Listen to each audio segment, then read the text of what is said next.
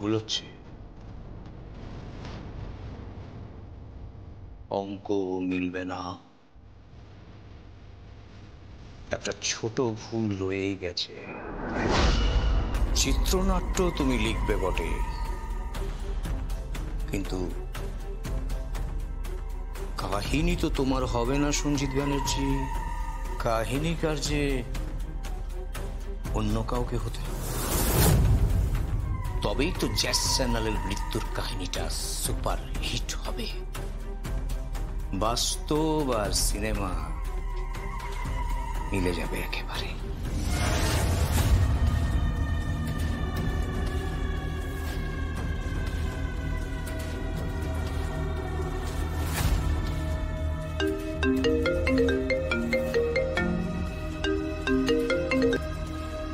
Hello,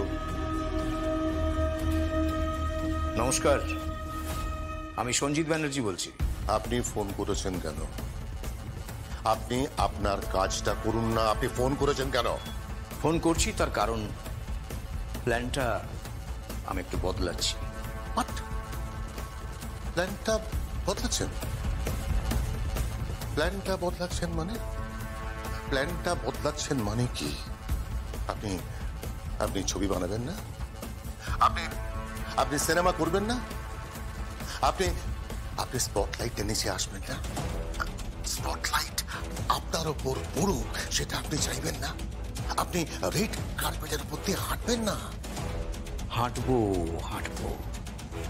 কিন্তু উদ্দেশ্য তো শুভ মহরতে একটা মস্ত অ্যাক্সিডেন্ট, একটা খুন।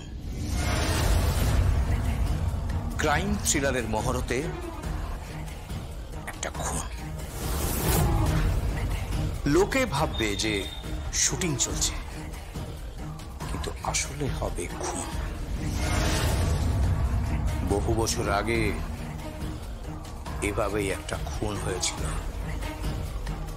আর তার সাজা আমি এখনো ভুগছি। সেই গল্পে যখন আমি শুভ মহরত করব, তখন সঙ্গে কৌশিকী মুখার্জি, জগদ্ধাত্রী মুখার্জি সবাইকে নিমন্ত্রণ করার সুবিধা হবে। প্রত্যেকে সেখানে উপস্থিত হবে। এই ব্যাপারটা ভেবে দেখেননি? Fantastic, fantastic. সঞ্জিত বাবু, আপনি যোগাযোগ করুন, সঞ্জিত বাবু। যেমন করে হোক, যে কোনো ভাবে ওনাকে খেলিয়ে রাজি করাতেই হবে। সমরেশ চট্টোপাধ্যায়ের গল্প। সমরেশ, রাইট, এটা তো আমরা ভেবে দেখিনি।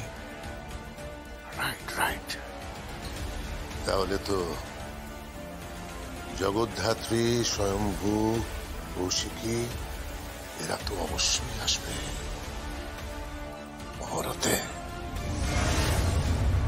আর সেখানে শুটিংয়ের মাঝে আসল রিভলভার থেকে গুলিটা ছিটকে যাবে ওই জগদ্ধাত্রীর দিকে, আর লাগবে জগদ্ধাত্রীর গায়ে।